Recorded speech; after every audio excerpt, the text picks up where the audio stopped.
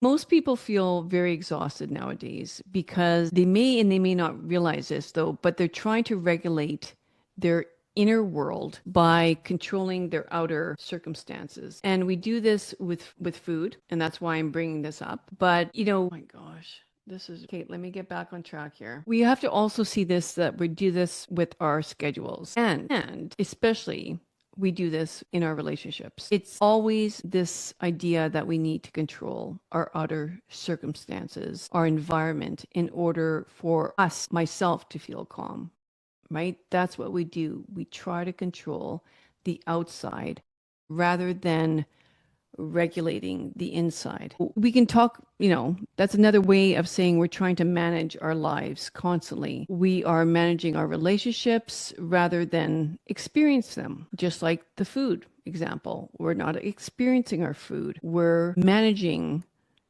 the act of eating between all the other tasks of the day. Like most couples spend enormous amount of time and energy trying to change one another. Have you ever realized that about your own relationship? How much time do you spend in your heads trying to change your partner or wishing they would change? How do I get him to communicate better? How do I get her to understand me? How do I explain this differently so that they would finally change? It's sort of like we're going, please, please, please, God, when is this person going to change? But we have to realize that underneath all of that is this silly belief that we have, and that is if they change, then we will feel better.